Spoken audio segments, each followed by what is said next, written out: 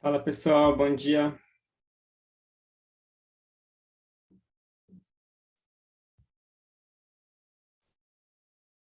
Tudo bem com vocês?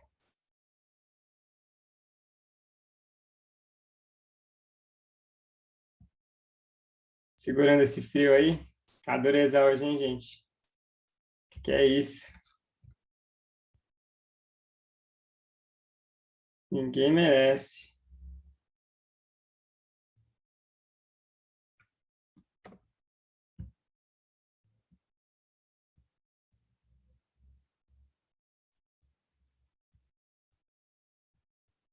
Bom, gente, bora começar? Alguma dúvida sobre a última aula?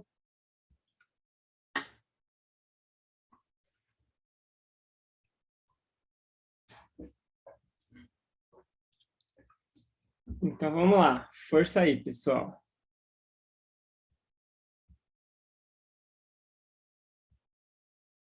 Bom, na última aula a gente começou a falar do assunto de rotações, né? Então a gente viu o que a gente tinha discutido, né? Principalmente que a energia cinética de rotações,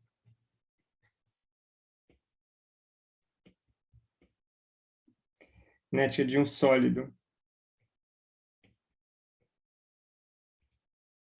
que roda com velocidade angular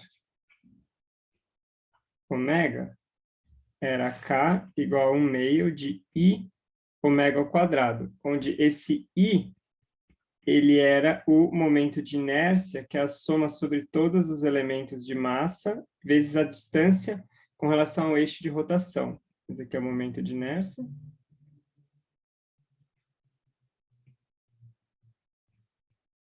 E esse RI é a distância da massa ao eixo de rotação. Né?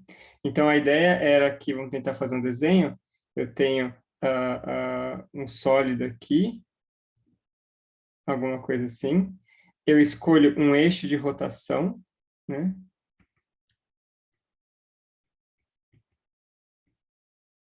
Por exemplo, assim, né? Saindo da figura. Então, esse cara, ele vai agora rodar para cá, né? Ou para cá, tanto faz. Né? Então, esse sólido como um todo vai estar girando aqui em torno desse eixo. E aí, então, eu tenho aqui um pequeno elemento de massa, né? MI, e eu tenho essa distância aqui, que é RI. Ok?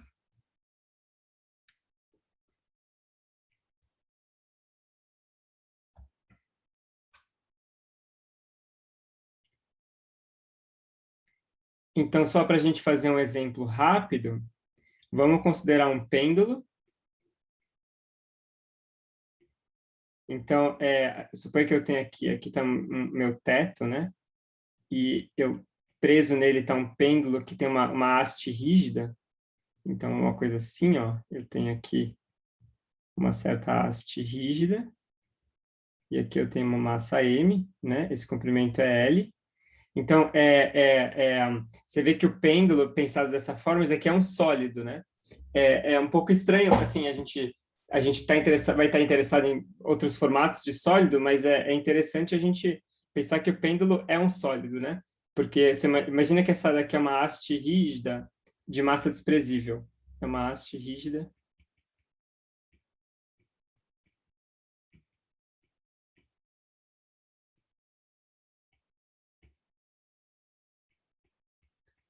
Então, nesse caso, o pêndulo é como se fosse uma barra, mas a massa está toda concentrada na pontinha da barra. E esse aqui agora é o eixo de rotação, né?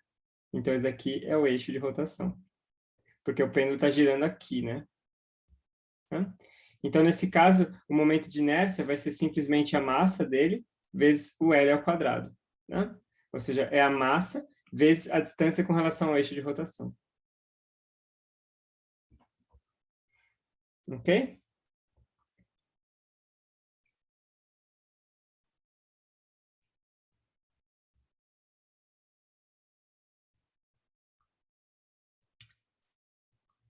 Isso, Raicen, o eixo está saindo da folha. Exato, exato.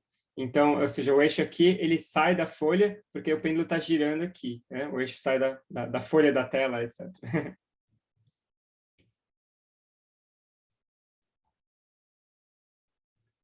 Beleza.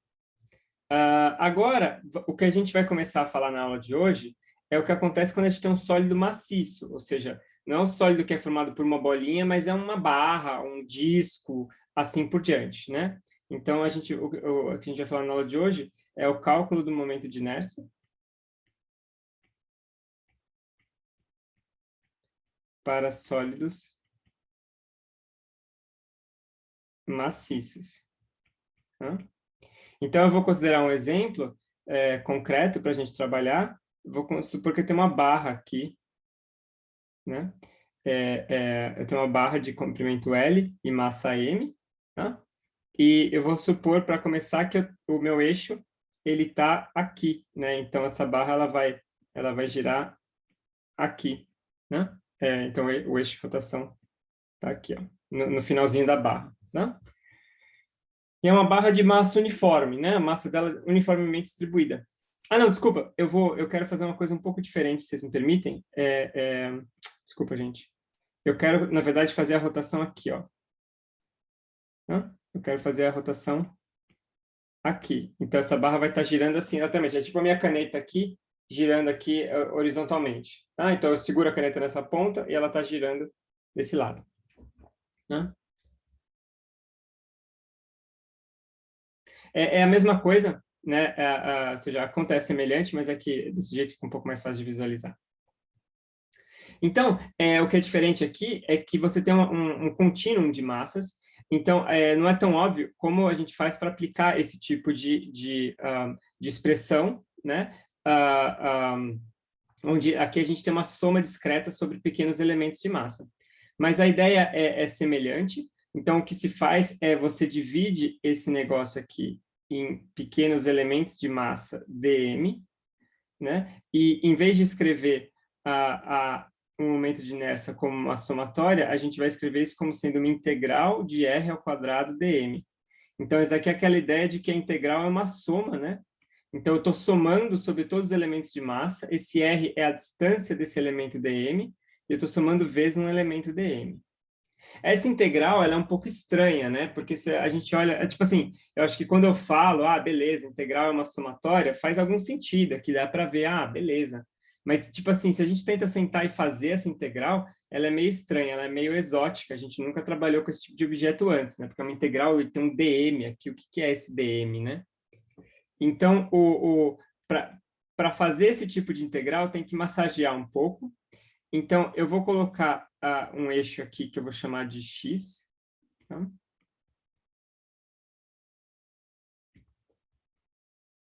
E eu vou, então, notar que a posição desse elemento de massa aqui é x.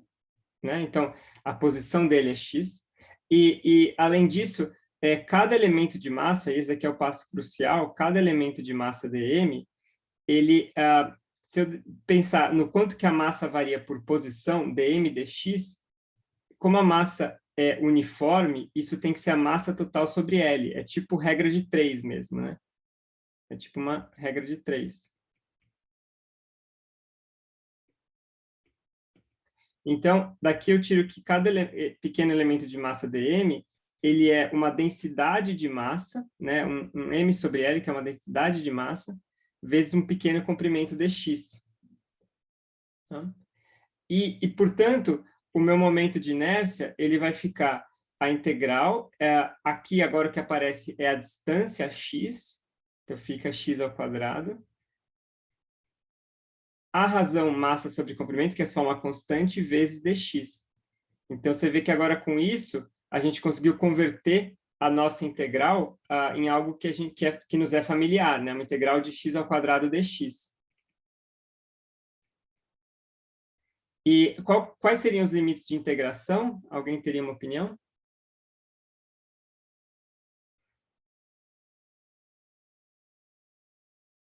Boa, perfeito, zero a L. Né? Então, a gente consegue fazer essa integral agora, inteira.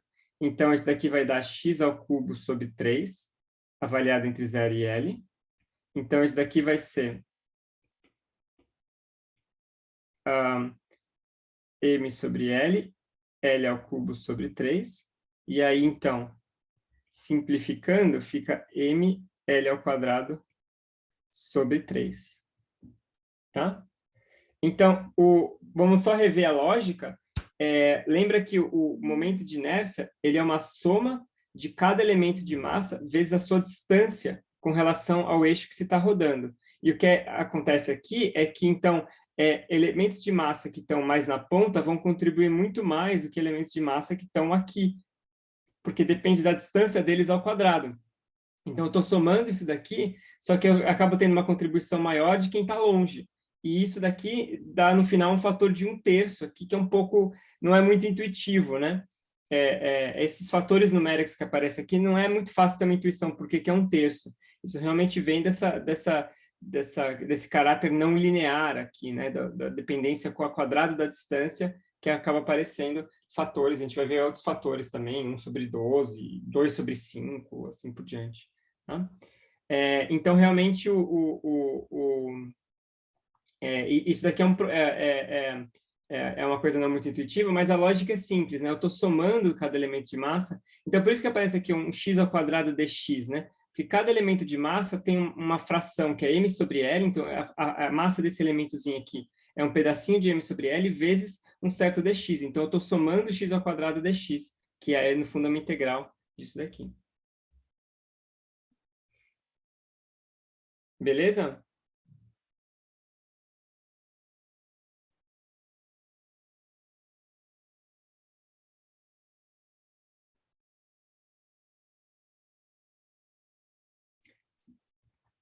E por que que esse tipo de cálculo é importante, né? Só revendo, esse tipo de cálculo é importante, em primeiro lugar, por causa dessa expressão aqui, né? A gente vai ver outros motivos logo, logo, mas só essa expressão já é uma boa justificativa.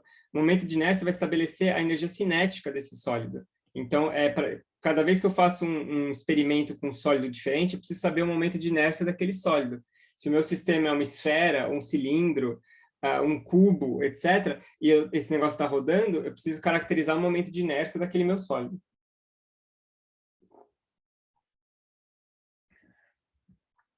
Esse tipo de conta que a gente fez aqui, vocês vão fazer muito isso em Física 3, tá? Lá vocês vão ver essa conta realmente em muito detalhe. A gente não vai fazer muito disso aqui, eu queria mostrar um exemplo só para ilustrar, né? Mas na prática, o que a gente faz é a gente vai tabelar os valores do momento de inércia.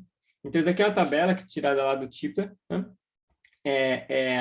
E a ideia, essencialmente, é que a gente tem diferentes formas, né, diferentes sólidos, e a gente tabela os momentos de inércia de cada um dos sólidos. Tá? Ou seja, a gente meio que faz essa conta aqui para diferentes sólidos e vai anotando o resultado, então existem tabelas de momentos de inércia. Né? Essa tabela aqui, inclusive, dá para ter tabelas mais complicadas ainda, se você procurar por aí afora.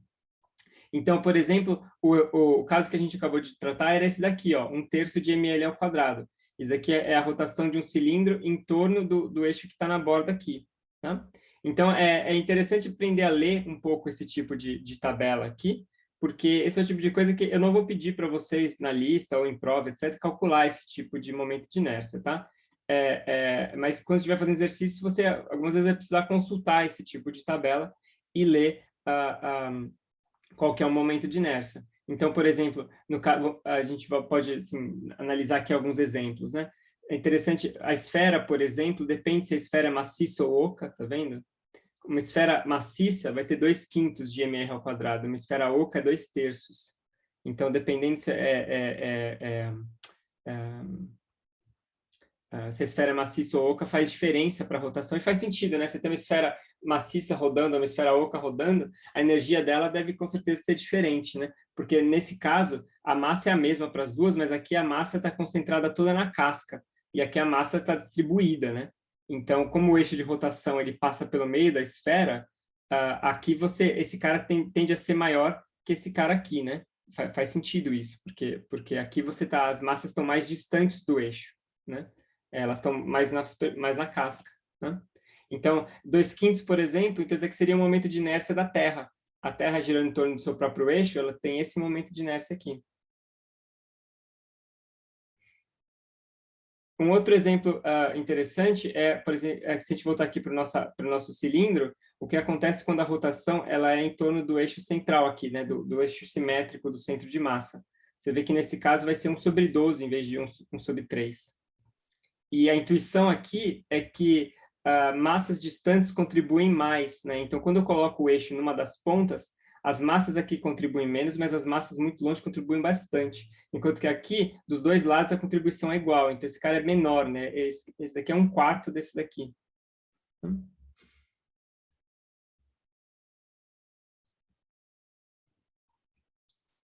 Outros exemplos interessantes que a gente pode mencionar são esses dois aqui. Isso aqui diz respeito agora à rotação de cilindros, mas não em torno desse eixo aqui, em torno do eixo do cilindro mesmo, né? Então, aqui seria um cilindro maciço, aqui um cilindro oco. E o que é interessante aqui desses dois resultados é que eles não dependem do comprimento do cilindro, não dependem do L. Isso é legal, né? Ou seja, seria que nem essa caneta aqui, só que eu estou rodando ela assim, tipo, em torno do seu próprio eixo. O momento de inércia da caneta, ele não depende do comprimento dela. Ele depende da massa e depende do raio. E depende se a caneta é oco ou não. Se o negócio é maciço, é 1/2 de R ao quadrado. Se o negócio é oco, é mr ao quadrado. Tá claro por que esse daqui é maior que esse daqui? Deixa eu perguntar isso aí para vocês. Por exemplo, eu queria, né, assim, adquirir um pouco essa intuição, que esse daqui, ele tem que ser maior que esse daqui. Faz sentido? Tá claro por quê?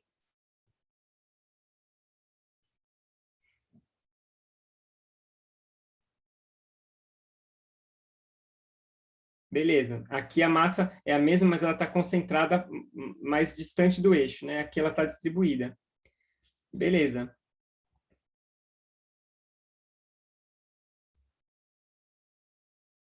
Perguntas?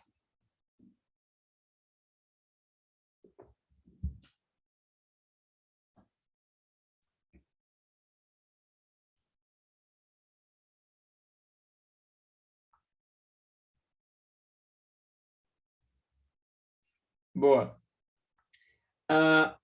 E aí, somado a esse tipo de resultado tabelado, existe um outro resultado também que é muito útil, que ajuda no cálculo desse tipo de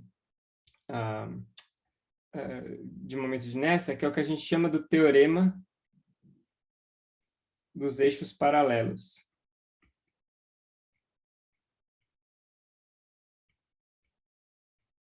Tá? O teorema dos eixos paralelos, ele diz o seguinte: suponha que você tem, de novo, um cilindro aqui. Vou colocar um exemplo aqui do lado. Suponha que você tem, de novo, um cilindro aqui e você quer rodar em torno de um eixo qualquer. Você quer rodar, por exemplo, aqui, ó, em torno desse eixo. Então, aqui está o centro do cilindro e você tem uma certa distância aqui, D. Né? Então, você quer rodar em torno de um eixo qualquer. Né? O teorema dos eixos paralelos, ele é um teorema que ele vai nos ajudar a facilitar essa conta, tá? Ou seja, a facilitar o cálculo sabendo, numa posição arbitrária aqui. E a ideia é a seguinte, a ideia do teorema é a seguinte, o teorema, suponha que eu vou definir ICM como sendo o momento de inércia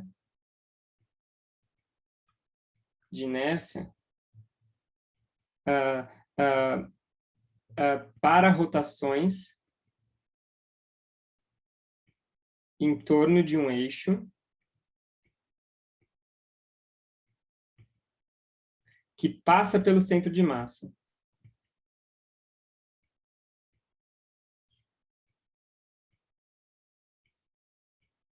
Tá?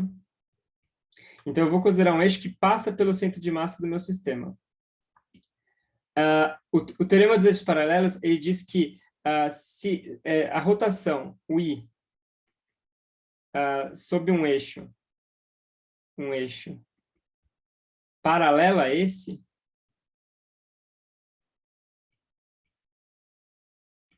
a uma distância h, distância d, desculpa, será I igual a I do centro de massa mais m d ao quadrado. Ou seja, se eu sei o momento de inércia com relação ao eixo que passa pelo centro de massa, eu consigo calcular o momento de inércia com relação a um eixo que é paralelo a esse. Então, se eu sei o momento de inércia para uma rotação em torno desse eixo, eu consigo calcular o momento de inércia para uma rotação em torno desse. Tá? Então, por exemplo, voltando aqui nessa figura, qual vai ser o momento de inércia do bastão em torno do seu centro de massa?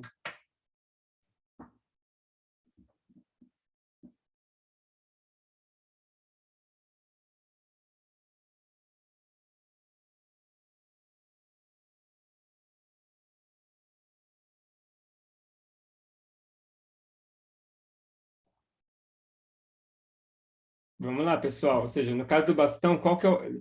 Tá aqui em algum lugar o momento de inércia dele em torno do seu centro de massa.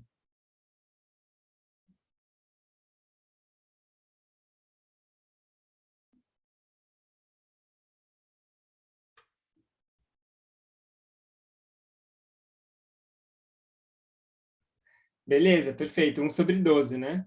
Esse daqui é o ICM. É o ICM do bastão. Perfeito. Então, no caso do bastão, por exemplo, eu tenho que o ICM é ml² sobre 12. Então, o I, num certo eixo qualquer, vai ser sobre 12. ml² sobre 12 mais md².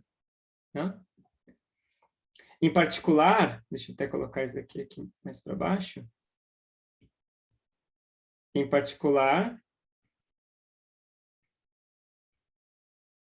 se D igual a L/2, ou seja, se eu pego esse cara aqui, né? E agora eu pego esse meu eixo e eu coloco ele aqui, tá? Aí, nesse caso, eu vou obter I como sendo ml² sobre 12 mais ml² sobre 4, né? Porque se é L/2 aqui é ao quadrado, então fica sobre 4. Então, isso aqui vai dar ml² sobre 3, que é exatamente o que a gente tinha obtido antes. Né? Então, tá consistente. Beleza, pessoal? Tá claro?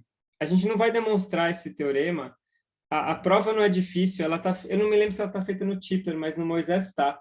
É só que ela é meio destrambelhada, assim, e vai tomar bastante tempo. Eu acho que não vale muito a pena, tá? Mas se alguém quiser depois discutir a demonstração, a gente pode discutir também.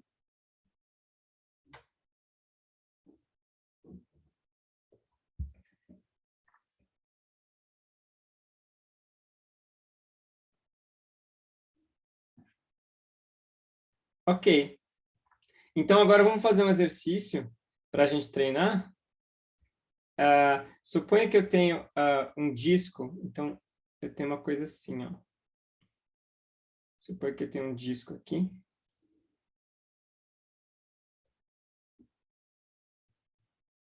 Deixa eu ver, talvez... não sei como é que eu vou fazer isso. Eu tenho um disco sólido aqui, de raio R. Raio R, massa M, tá? E eu estou rodando em torno desse eixo aqui. Então, é um disco, mas eu estou girando ele em torno desse eixo aqui, tá? Assim. Qual que é o momento de inércia desse cara aqui? Então, para responder isso daí, eu vou deixar aberto para vocês essa tabela aqui, e aí é para vocês fazerem agora esse exercício. Qual que é o momento de inércia desse cara?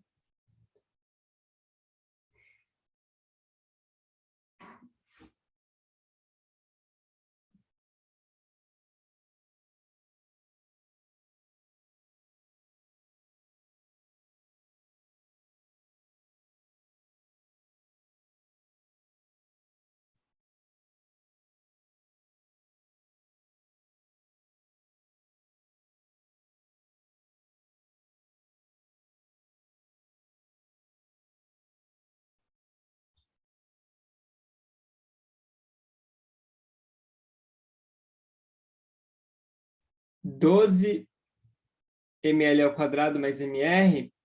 Não, Renan, para começar, não tem L na jogada. tá? Então não tem comprimento, é um disco fino, tá?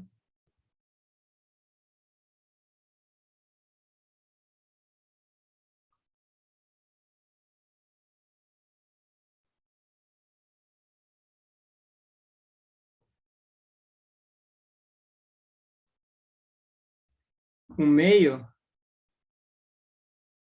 Então, ô, Renan, tá quase, mas tem uma questão dimensional aí, né? Você não pode somar mr ao quadrado com mr. Mr ao quadrado sobre 2, Isaac? Por quê?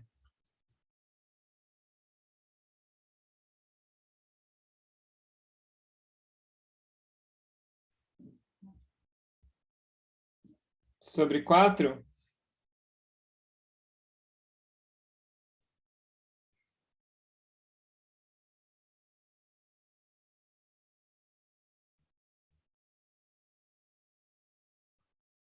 Aí, tá tendo uma convergência aí, tô gostando. Beleza.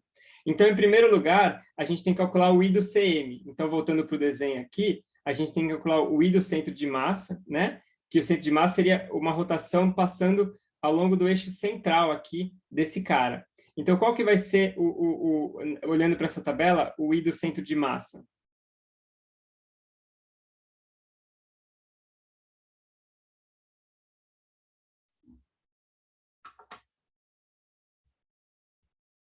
Perfeito. Um meio de mr ao quadrado sobre 2, porque aqui o que está em jogo, no fundo, é um disco maciço, né? Então, a gente está falando que ele é maciço, então o I do centro de massa é um meio de mr ao quadrado sobre 2. Então, isso daqui vai ser um meio de mr ao quadrado sobre 2.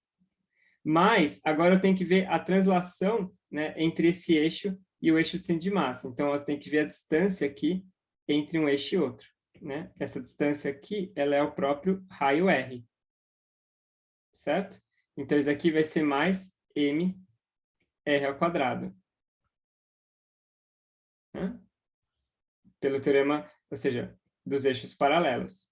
Então, eu vou obter um meio mais 2 meios, vai dar 3 meios de mr ao quadrado.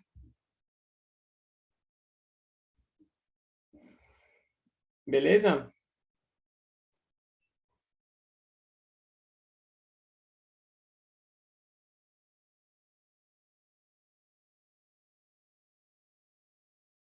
Show.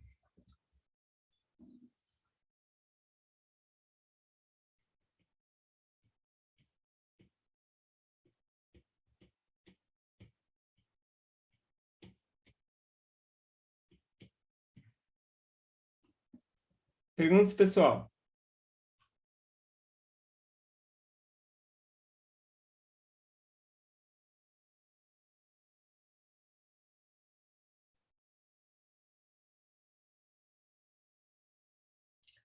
Então, vamos agora considerar um outro exemplo aqui.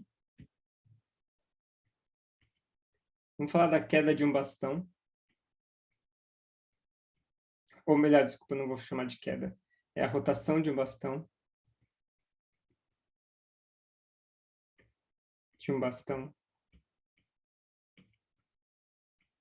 Sob a ação da gravidade.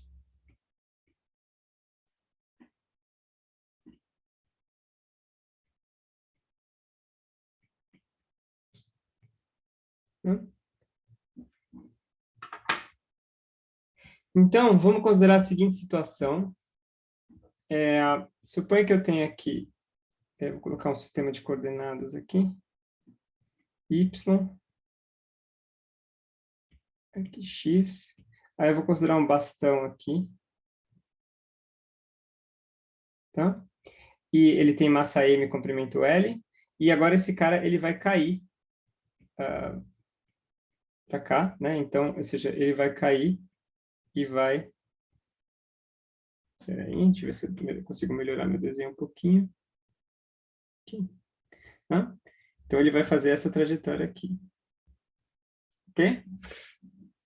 E aí, a pergunta que eu quero fazer é a seguinte, qual vai ser a energia, a velocidade angular nesse ponto aqui? Então, o bastão começa do repouso, aí eu solto. Quando ele chegar aqui, qual vai ser a velocidade angular dele? Né? Então, para responder essa pergunta, a gente vai usar a conservação de energia.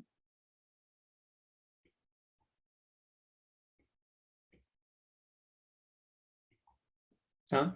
E a gente vai, então, dizer que a energia, em qualquer instante de tempo, como é o processo, né, só envolve forças conservativas, ela vai ser um meio de I ômega ao quadrado mais energia potencial gravitacional. Tá? U.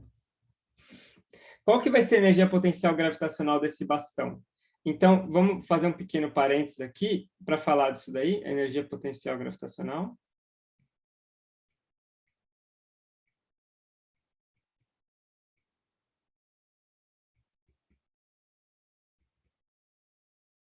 Né? Então, o que eu queria chamar a atenção aqui é o seguinte. Então, a energia potencial gravitacional do bastão, ela vai ser uma somatória sobre todos os elementos de massa, MIG, vezes a altura YI daquele elemento de massa. Né? Então, se a gente considerar aqui o eixo Y para cima, é MGH, né? MGY, para cada um dos elementos de massa. Tá? Mas o que a gente pode ver aqui, e isso daqui é uma coisa que talvez eu devesse ter feito essa conta antes, eu acho que eu esqueci, é o seguinte, a gente pode colocar esse G para fora e a gente vai obter uma coisa assim, né? E agora, o que é isso daqui? Ou seja, essa é uma combinação que a gente já viu antes, em outras aulas. É o centro de massa. Boa, Renan. Então, isso daqui é a componente Y do centro de massa vezes a massa total, né? Isso aqui, então, é a massa total do bastão vezes o Y do centro de massa.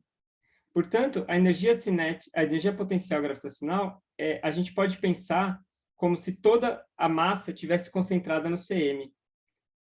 É como se toda a massa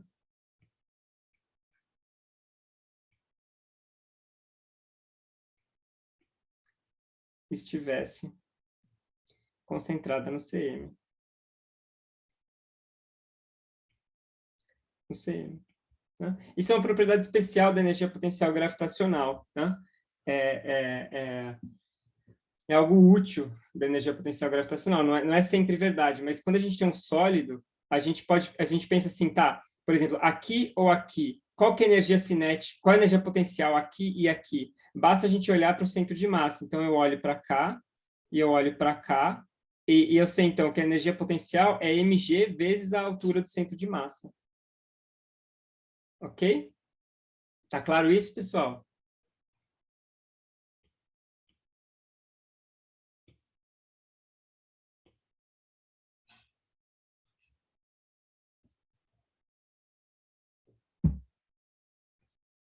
Beleza.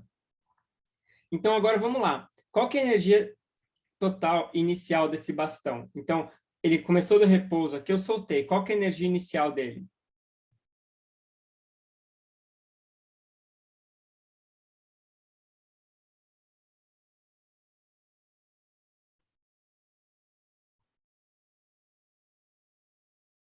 Qual que é a potencial, Gabriel? Qual a energia potencial que ele tem aqui?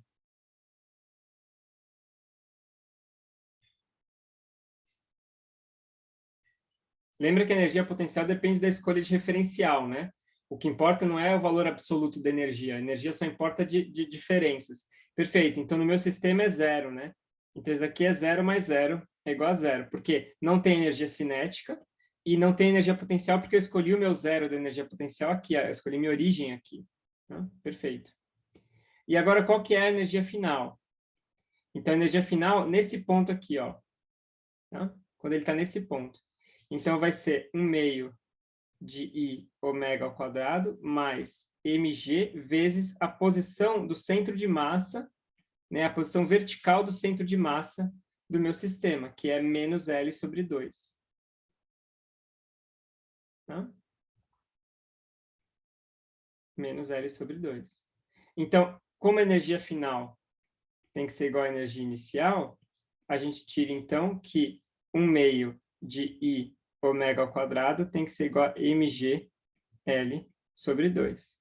Ou seja, ômega igual a raiz de mgl sobre I. Ok?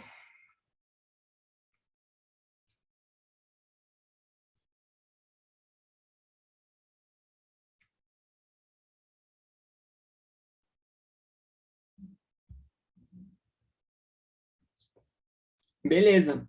E qual que é o momento de inércia agora? É o momento de inércia que a gente já tinha calculado antes, né? É para o bastão rodando em torno aqui do próprio eixo, foi a conta que a gente fez antes. I igual a m L ao quadrado sobre 3. Então, a gente tira que a frequência ômega vai ser raiz de 3g sobre L.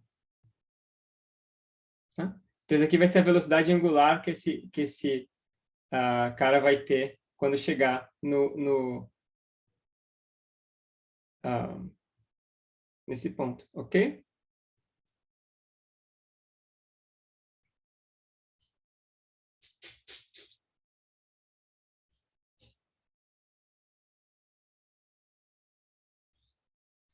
Perguntas, pessoal?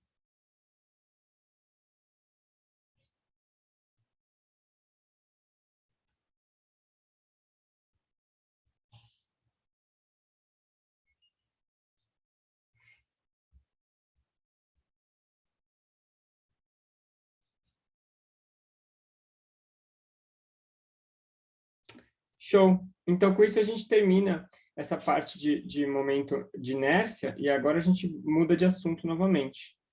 Se não tiver nenhuma pergunta.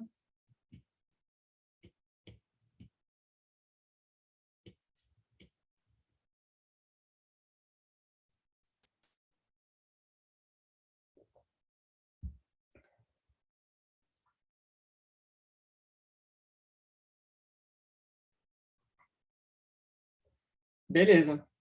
Então, agora eu quero falar, a gente já falou um pouco sobre energia, né, de rotação. Agora eu quero falar sobre a segunda lei para rotações.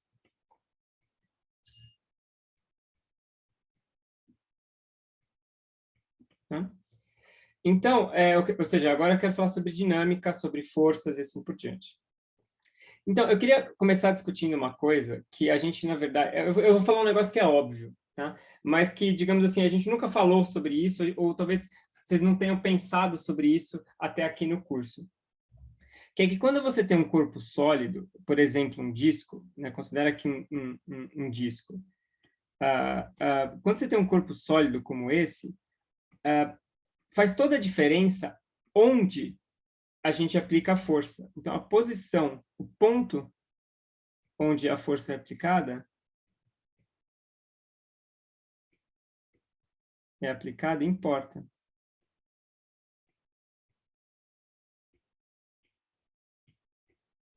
Por exemplo, né, vamos considerar dois exemplos.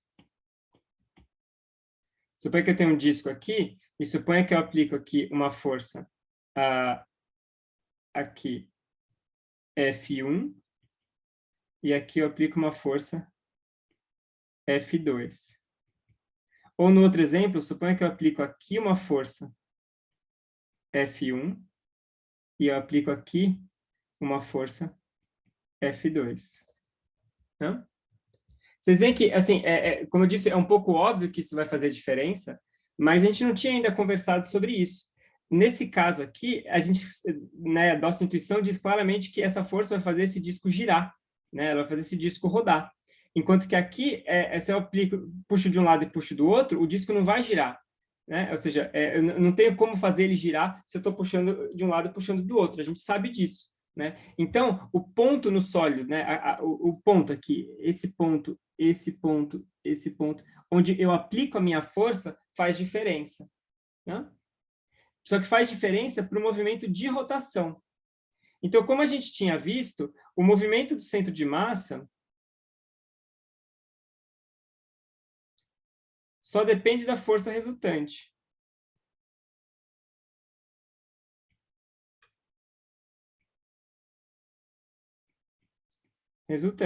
Então, massa total, desculpa, derivada do momento total do sistema P maiúsculo sobre T é simplesmente F1 mais F2.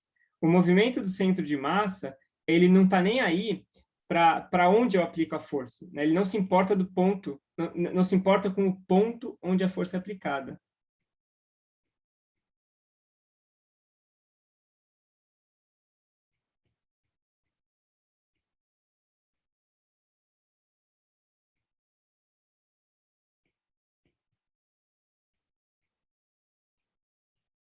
tá? Mas o movimento interno de rotação, ele se importa. Então, isso daqui vai me dar a translação. Tá? A translação. Só que agora eu também tenho o movimento de rotação. Tenho também o movimento de rotação.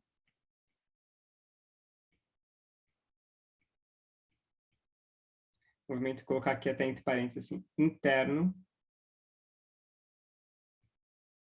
de rotação.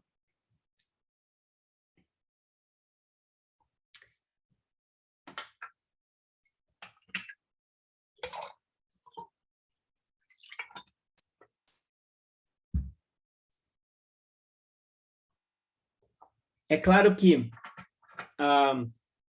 o que vai acontecer com esse disco depende um pouco também de outras condições, né?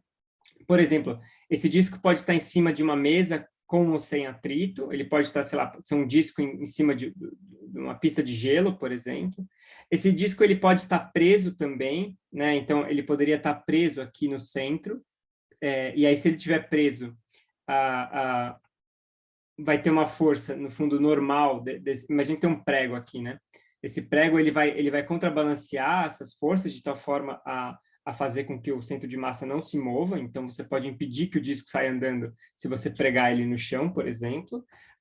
E assim por diante. Então, ele pode tanto estar transladando e girando, então ele estaria se movendo no espaço e rodando, quanto ele pode estar parado e rodando. Isso aí vai depender das condições do problema. Tá? A gente não vai ligar tanto agora para essa mistura de coisas. A gente vai pensar agora só na rotação desse disco. Então, por simplicidade, eu vou imaginar que esse disco está pregado aqui. Então, ele está pregado no centro e ele pode, então, girar aqui em torno do seu próprio eixo. Tudo bem?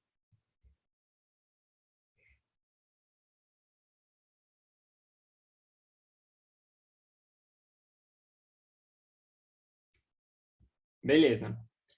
Então, para a gente estabelecer agora qual que é a segunda lei de Newton, nesse caso das rotações, ou seja, por isso que eu quis dizer assim, a segunda lei para rotações, eu vou focar nas rotações e descrever uma segunda lei só para elas, né?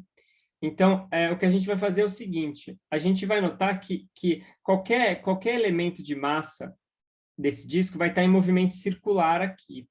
Então, eu vou considerar a seguinte situação. Eu vou supor que eu tenho aqui um certo eixo de rotação, e ligado a ele tem uma partícula aqui de massa m, né? Então isso aqui é uma partícula. Essa distância aqui eu vou chamar de r. Isso daqui é o meu eixo de rotação. E isso daqui é uma haste rígida. Haste rígida. Tá? Então eu vou considerar um problema um pouquinho diferente, onde eu vou considerar, na verdade, de novo um sólido que tem uma massa toda concentrada aqui, e eu vou supor que eu aplico agora nesse sólido uma certa força F aqui, tá? Então, eu tenho aqui uma direção normal a essa rotação, e eu tenho aqui uma direção tangencial. Tá? Então, qual que é a ideia? A ideia é que essa massa ela vai estar girando aqui, né? Eu tenho esse vínculo rígido, e essa massa vai, então, estar girando aqui em torno desse eixo de rotação. Por que isso daqui faz sentido? Porque isso daqui é como se eu estivesse descrevendo a atuação de uma força em um pedacinho do meu disco. Né? Então, se eu pegar o meu disco aqui, vou aumentar ele um pouquinho, e supor que eu estou aplicando uma força aqui, ó, tá? O desenho ele é semelhante. Eu tenho do centro do meu disco até aqui um certo raio R, eu tenho um certo elemento de massa aqui, onde eu estou aplicando a minha força, né? E a lógica é mais ou menos a mesma. Então, se eu conseguir obter uma lei de movimento para essa partícula aqui, eu posso depois somar isso daqui sobre todas as minhas partículas. Tá?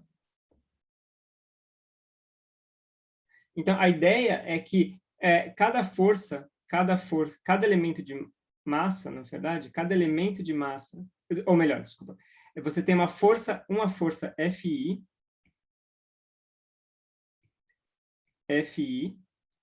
para cada elemento de massa.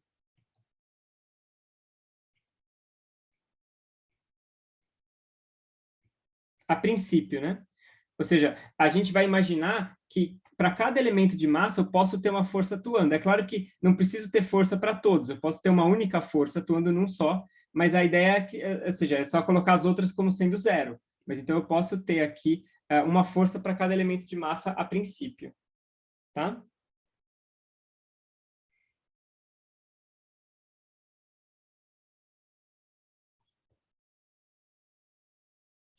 Então, o que é especial dessa construção? O que tem de diferente aqui? O que tem de diferente é a haste rígida, né? Essa haste rígida, ela impede que haja movimento nessa direção normal. Então, a haste impede o movimento na direção normal. Ela é um vínculo.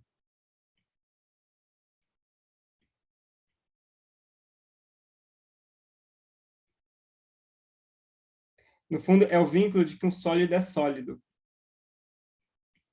Né? Entre aspas aqui. Ou seja, conforme esse cara gira, o sólido não vai se comprimir nem expandir, né? O sólido é rígido, a distância relativa entre as partículas é fixa. Então, cada elemento de massa está a uma distância fixa do outro.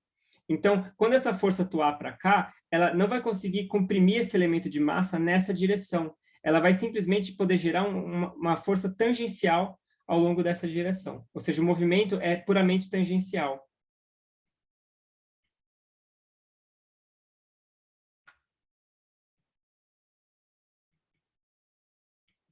Tá claro isso daí, pessoal? Eu acho que, conceitualmente, esse é o ponto mais importante no movimento de rotação. É esse vínculo. Por que tratar um sólido é diferente de tratar, por exemplo, um enxame de abelhas, ou, sei lá, um líquido, né? Qualquer coisa assim. Porque aqui, a distância entre os elementos de massa, a distância entre os átomos, ela é fixa. Então, você está supondo que não tenha compressão nem expansão, dilatação desse sólido. E, portanto, essa força, ela não consegue empurrar esse pequeno elemento aqui para cá, ela só consegue fazer ele rodar para cá. Tá? Tá claro isso daí? Se não tiver, por favor, me interrompa, gente. Vamos discutir isso daí. Eu não tenho pressa nenhuma.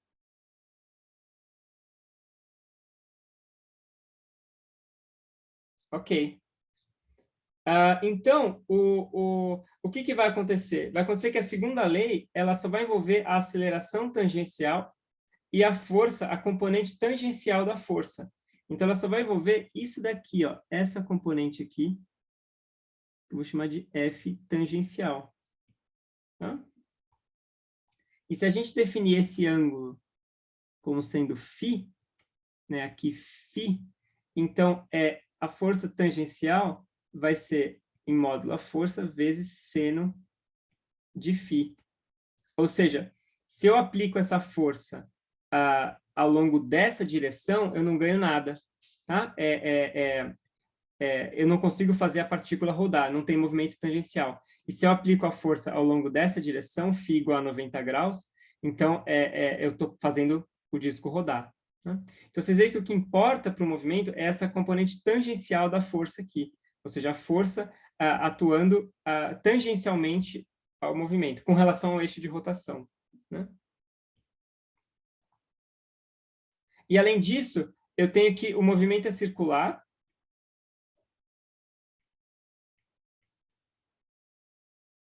e, portanto, a aceleração tangencial, como a gente tinha visto lá atrás, quando a gente falou de movimento circular, ela era r d ômega dt, é a derivada da velocidade angular. Né? Então, a minha segunda lei vai me dar m r d ômega dt igual a f seno de φ. Tá?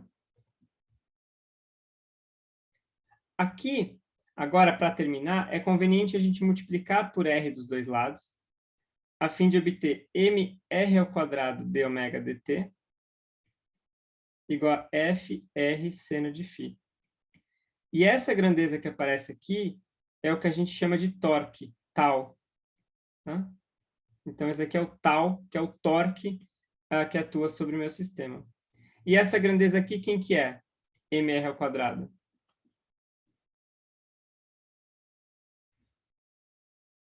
Momento de inércia, exatamente. Isso daqui é o I. Portanto, a gente finalmente chega aqui, I d ômega dt igual ao torque. Né? E essa é a segunda lei para rotações.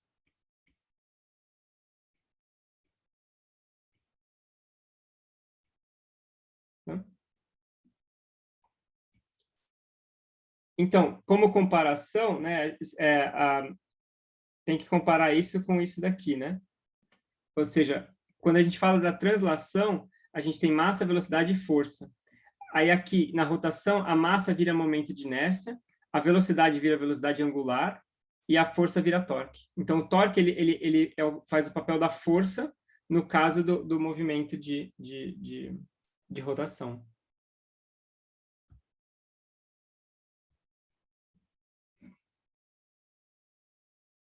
Tudo bem, pessoal?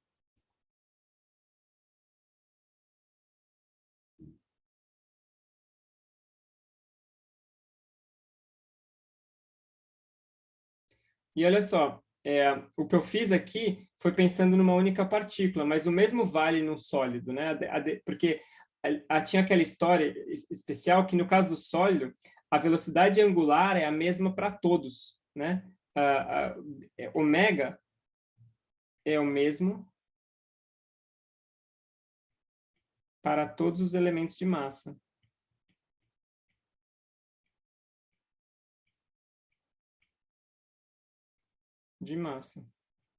Então,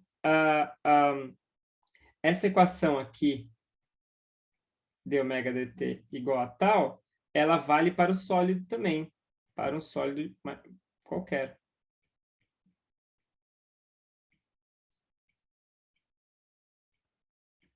Com I sendo agora o momento de inércia de fato, MI RI quadrado, e tal sendo a soma de todos os torques atuando em todos os elementos de massa. Então, eu tenho elementos, eu coloco I em todo mundo, né? Eu tenho elementos de massa que estão a distâncias RI do eixo, tem uma força φ atuando sobre ele e faz um ângulo φ nela, né? E eu somo sobre todo mundo.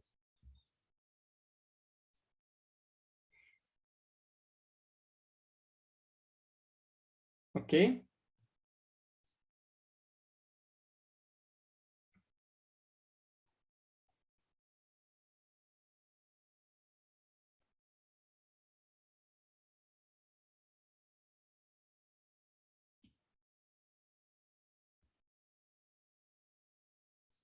Beleza. Então, vamos falar agora sobre o cálculo de torques. Porque vocês veem que o que aparece, né, é que o ingrediente principal que a gente precisa para estudar o movimento de rotação é o torque. Então, se eu tenho um sistema físico, se alguém te dá um sistema físico que vai rodar, o que você tem que fazer é, bom, você tem que saber o momento de inércia, que você sabe através da geometria do seu problema, né? Então, sabendo qual é a geometria, você consegue inferir qual que é o momento de inércia, e você tem que saber qual é o torque que atua sobre esse sistema, ou seja, qual é a soma dos torques, o torque resultante, né, que atua sobre os sistemas. Vou até escrever isso aqui, isso daqui é o torque resultante.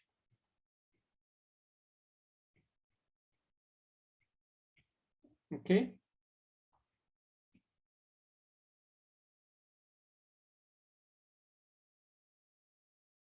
Então, vamos praticar um pouco em como calcular esse tipo de torque. Então, vamos considerar exatamente esse problema aqui. Tá? Suponha que eu tenho aqui o meu disco. Então, o que eu queria chamar a atenção aqui é que o raio do disco... peraí. O raio desse disco é R maiúsculo. Né? E suponha que eu pego e eu calculo, eu aplico uma força F aqui, que está num raio R minúsculo, né? E esse ângulo aqui é φ. Tá? Assim, melhor. Tá? Então, nesse caso, a gente vê que o torque tal vai ser a força vezes o R minúsculo vezes seno desse φ. Então, ele vai depender de 3 elementos, né? Ele vai depender da distância ao eixo de rotação, né? Então, ou seja, é claro que o primeiro elemento é a força, essa parte não tem muita graça, ou seja, o torque depende da força. Se eu duplico a minha força, eu duplico o meu torque. Ok, né? Então, se eu pego aqui e aplico uma força maior, o torque é maior. Mas o que é menos intuitivo é essa dependência em R aqui, que significa que o torque vai ser menor quanto mais próximo eu tiver do eixo de rotação, né? Então, se eu quero maximizar o torque é maior se eu aplico a força maior se, por exemplo, R for igual a R. Se eu quisesse maximizar esse torque, eu deveria ter aplicado essa força aqui, ó.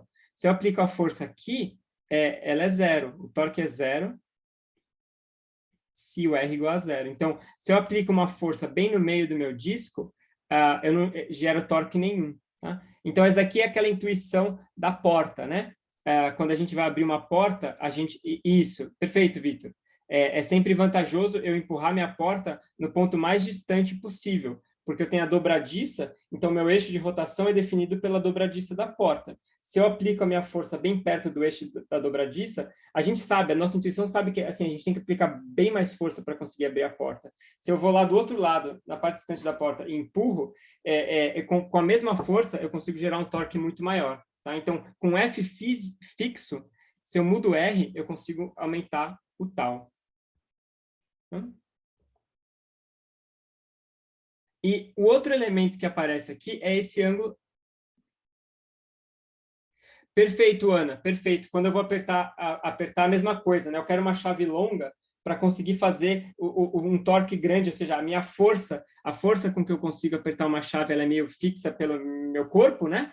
Pelo quão forte eu consigo empurrar a chave, mas se eu consigo fazer um torque grande, eu consigo com a mesma força maximizar o meu efeito usando um raio grande. Então, eu pego a chave e empurro ela bem da ponta da chave.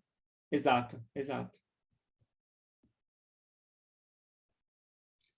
O outro ingrediente que aparece também é essa dependência com o ângulo φ, né? Então, você vê que é o torque igual a zero se o φ igual a zero, né? Então, quando eu quero apertar, quando eu quero fazer um objeto girar, eu tenho que tentar fazer esse movimento ser o mais tangencial possível. Qualquer movimento que eu fizer numa direção normal, ou seja, nessa direção, ele é desperdiçado, digamos assim, né? Aplicar força nessa direção, esse movimento é desperdiçado. O exemplo da chave é bom também nesse caso. Então, imagina que eu estou lá trocando o pneu do meu carro e a minha chave está horizontal, assim. Então, aqui nessa mão aqui está o parafuso, né? Então, eu vou vir aqui, eu vou apertar essa chave. A gente sabe que o melhor que eu tenho que fazer é apertar ela para baixo. Se eu fizer, por exemplo, qualquer força nessa direção, se eu empurrar para cá, eu vou estar desperdiçando minha força, né? Isso aqui não vai fazer nada. O que vai fazer a chave girar é apertar ela para baixo. Para baixo, ela vai... eu vou estar maximizando o meu torque. Tá? Então, em alguns livros, você vai encontrar o seguinte diagrama. Deixa eu tentar desenhar aqui. Você vai encontrar diagramas desse tipo aqui, ó.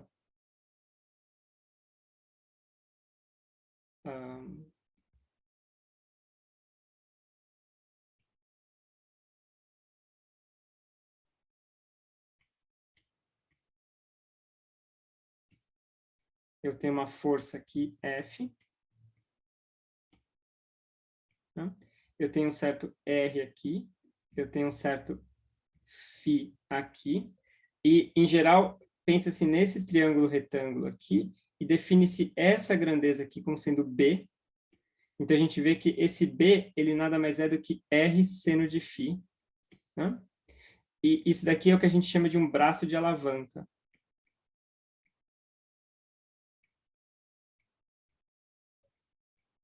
Braço de alavanca. Então, o torque, ele é a força vezes o braço de alavanca.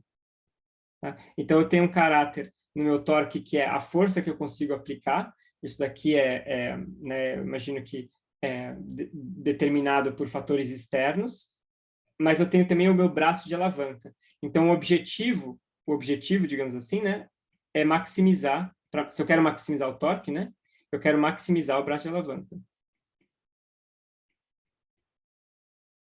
Esse B, ou seja, maximizar o fator R seno φ.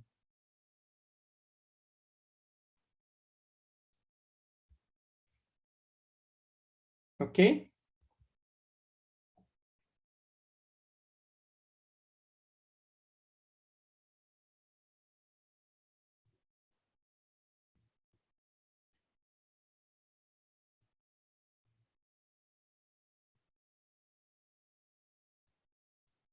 Então, vamos agora treinar um pouco com esse exemplo que a gente começou aqui.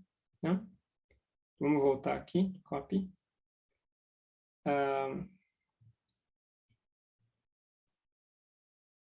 E vamos, de fato, estudar a segunda lei nesse caso aqui. Ou seja, estudar o movimento de rotação nisso daqui. Então, eu tenho um disco e eu estou aplicando uma força aqui, F1, F2. Tá? Então, o meu torque resultante, ele vai ser, nesse caso, eu sou inteligente, né? Então, eu estou aplicando a força, eu estou maximizando o meu braço de alavanca. Essa daqui é a melhor força que eu consigo aplicar, digamos assim, né? Eu estou aplicando o mais distante possível do eixo de rotação e na melhor angulação possível. Então, nesse caso, o torque vai ser F1 mais F2 vezes R. Né? O seno de φ igual a 1, φ igual a π sobre 2. E aqui eu tenho R, ou talvez deixa eu...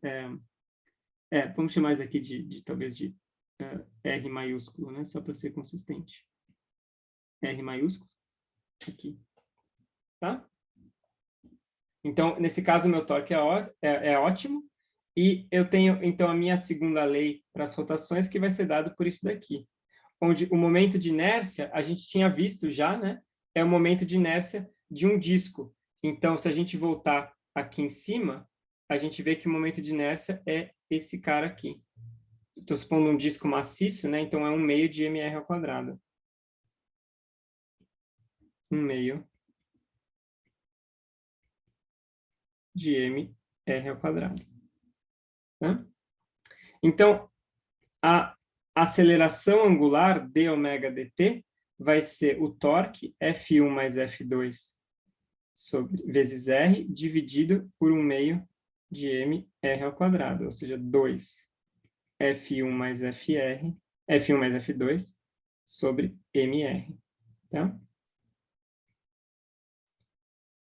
Como convenção, a gente define o torque como sendo positivo quando a rotação é para ser no sentido anti-horário.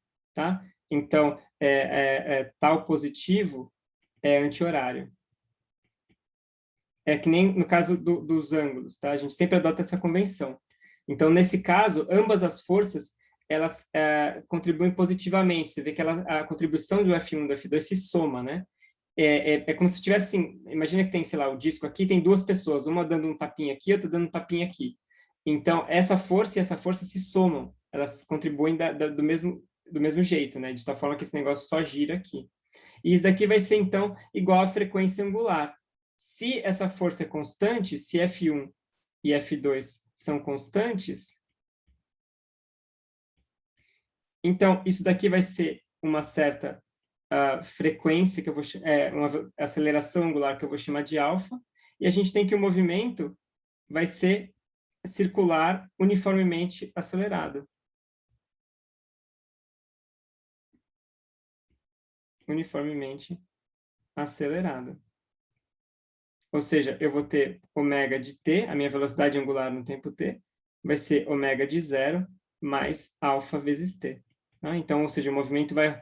Se eu continuar aplicando essa força de forma constante, esse disco vai continuar acelerando, tá? Indefinidamente.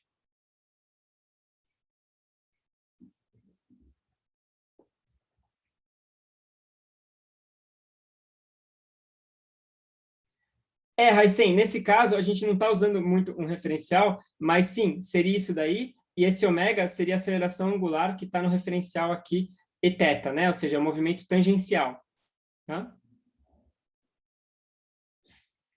Beleza? E só para título de comparação, né? Se a gente considerasse esse exemplo aqui, ó, suponha que eu agora aplico a força assim, né? Tá? Então, nesse caso, haveria uma competição entre forças aqui, né? Essa força está tentando girar para um lado, essa força está tentando girar para o outro.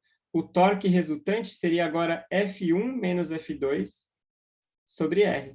Então, como essa força é no sentido anti-horário, ela entra positivamente, essa aqui é no sentido horário, ela entra negativamente. Então, há uma competição entre as duas forças. Isso daqui agora pode gerar um torque resultante tanto para cá quanto para cá. As duas coisas podem acontecer.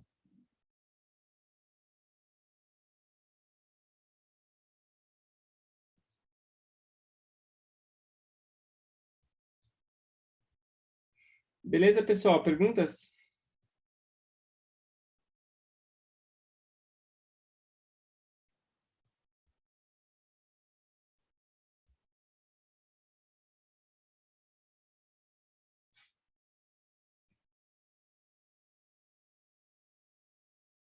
Ok. Um outro exemplo legal que a gente pode estudar é o caso de uma bicicleta.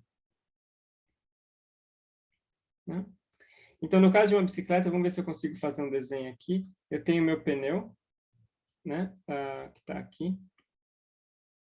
E o meu pneu, ele pode ser visto como sendo algo grosso assim, mas ele é oco, né? Tudo bem que eu tenho o aro ali, eu tenho aqueles né, negocinhos da bicicleta aqui, mas o grosso da massa do pneu, ele está aqui na circunferência, né?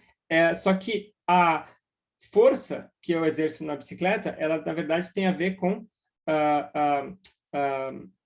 ela não é exercida no pneu, né? Então, quando eu pedalo na minha bicicleta, eu estou exercendo a força aqui nesse ponto interno da minha bicicleta. Então, eu posso ter um raio aqui, R maiúsculo, mas no que diz respeito ao meu torque, esse torque ele vai envolver um raio R minúsculo aqui. Tá? Então, como é que a gente descreveria o problema da bicicleta? Primeiro, a gente tem que calcular o momento de inércia do pneu, né? O I do pneu. Então, esse momento de inércia, a gente vai voltar lá em cima na nossa tabela. E qual que vai ser aqui o momento de inércia do pneu? Alguma sugestão?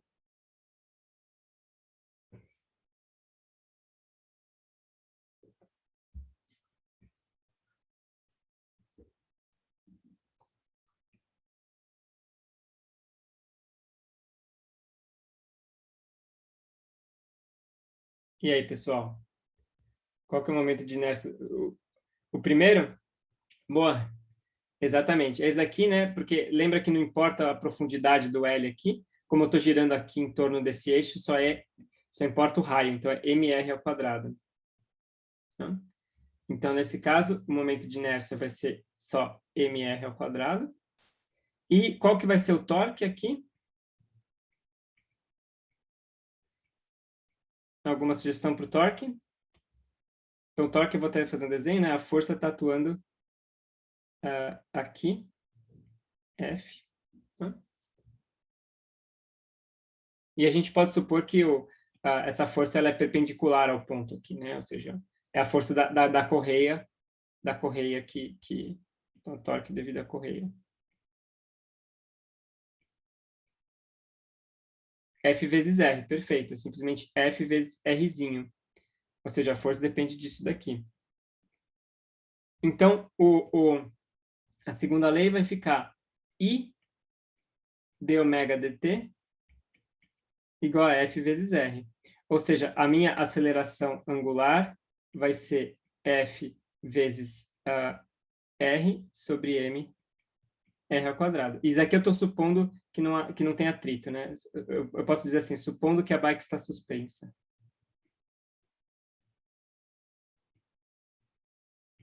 É claro que se eu tiver a bike no chão, eu vou ter outras forças atuando, né? como atrito e assim por diante. Tá? Então, você vê que a velocidade angular que a nossa pedalada vai exercer sobre a bike, ela depende dessa razão do Rzinho pelo R ao quadrado, né? Ou seja, é a razão entre por isso que esse é o tipo de conta que entra quando você vai pensar no pneu da bike, por exemplo. Nossa, desculpa.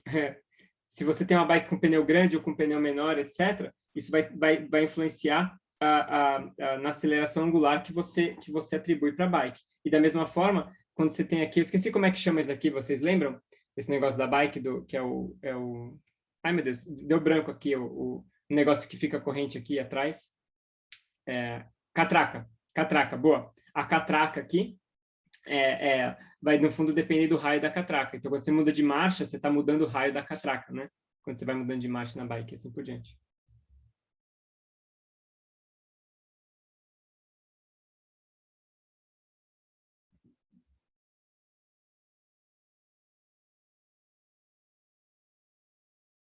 Beleza, pessoal? Perguntas?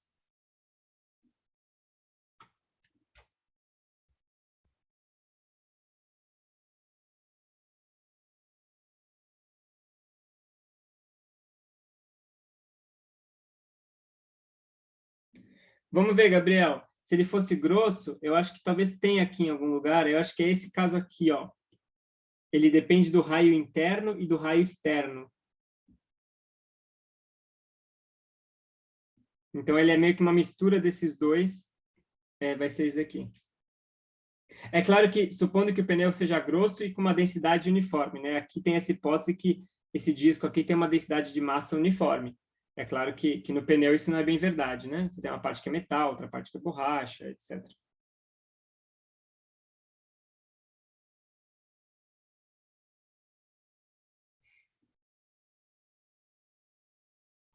Beleza, pessoal?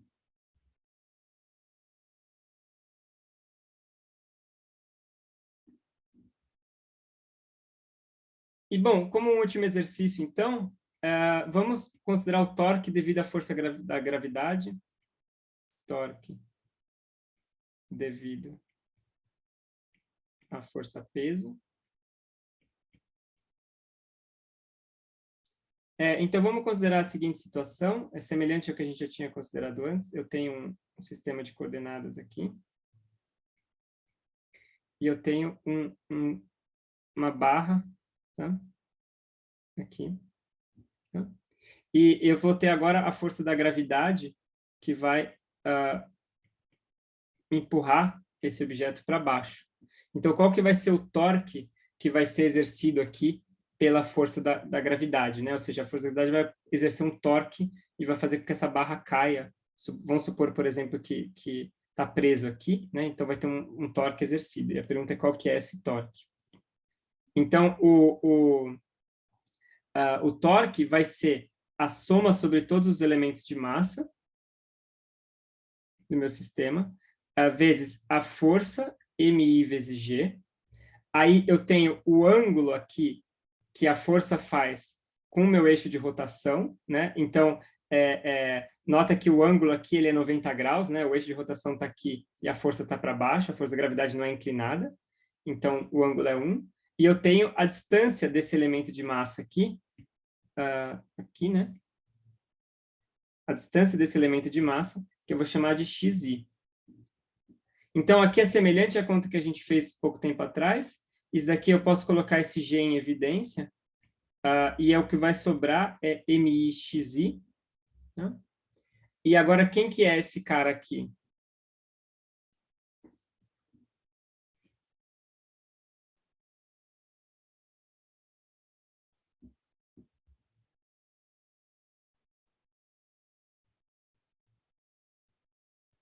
Exatamente, isso daqui é a posição X do centro de massa. Então, isso daqui vai ser, de novo, mg vezes X do centro de massa. E esse é o torque. Então, você vê que, no caso da força-peso, o torque, ele é como se toda a massa,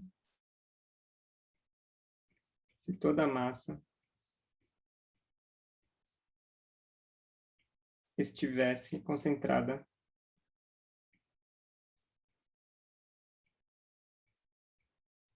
no centro de massa. E só um detalhe, né? O centro de massa é medido com relação ao eixo, medido,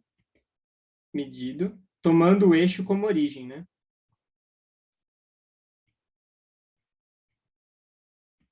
O eixo de rotação como origem. Porque lembra que o centro de massa, ele depende da nossa escolha de referencial, né? Quando a gente define o centro de massa. Então, aqui eu estou tomando esse cara como origem, tá? Se eu tomo esse cara como origem, então aparece exatamente isso daí.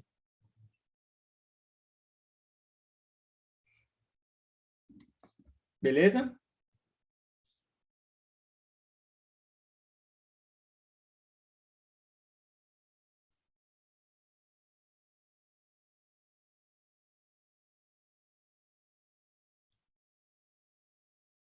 Isso, Renan, verdade. Esse é o torque inicial. Como é que vai ser o torque agora quando esse negócio começar a cair? Então, vamos ver isso daí. Suponha que agora esse cara começou a cair aqui, né? Então, agora eu tenho o meu disco aqui, está caindo.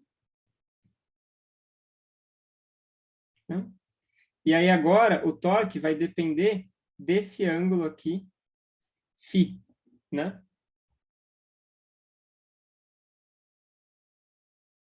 Então, qual que vai ser o torque nesse caso? Supondo esse bastão rígido, né? Bom, a gente podia, na verdade, mesmo aqui, desculpa, né? Mesmo aqui a gente podia ter dado mais um passo, né? No caso do bastão, a posição do centro de massa, né? O x do cm vai ser L sobre 2. Tá? Então, a gente teria que o torque seria mL sobre 2 vezes G. E aí, nesse caso aqui, como é que vocês acham que vai ficar?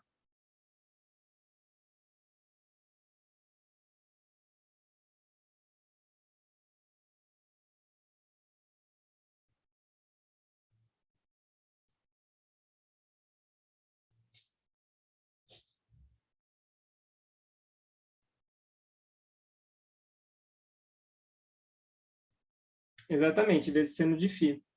Então, nesse caso, o que a gente vai ter é simplesmente que o torque vai ser mgl sobre 2 vezes seno de φ. Se o φ igual a zero, né, não tem torque.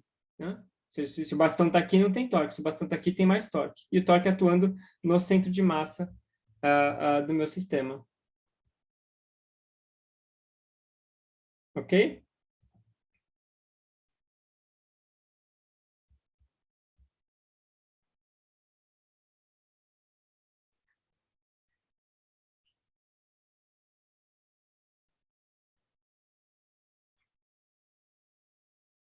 Perguntas?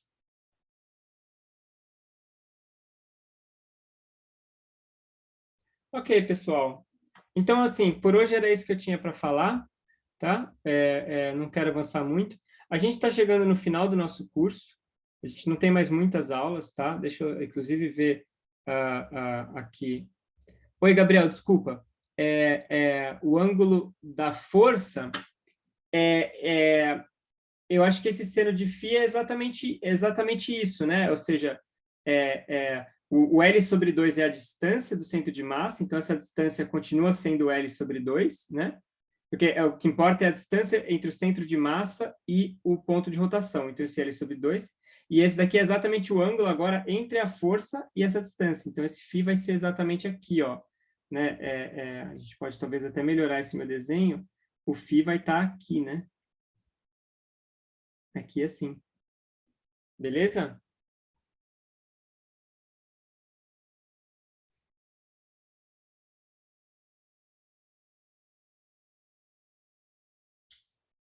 Show. Então, como eu estava mencionando, pessoal, a gente não tem mais muitas aulas, tá? Nesse curso. Então, a gente vai ter, pelas minhas contas aqui, mais talvez 3 aulas, 2 ou 3 aulas, tá? E talvez alguma aula para resolver a lista, tá? Eu já devo soltar ainda essa semana, no começo da semana que vem, eu solto a última lista do problema. E a prova a gente tinha mudado também, tinha ficado para o dia 12, né? Dia 12 do 7, tá?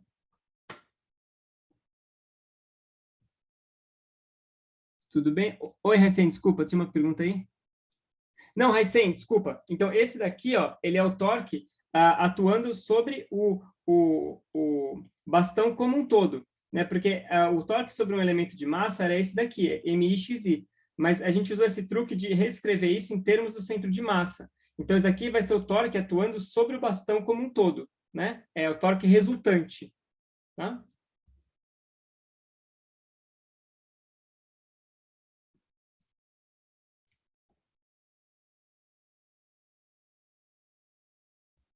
Beleza, pessoal? Tá bom. Então, eu parei por aqui. Se não tiver mais perguntas, a gente se vê na sexta, então.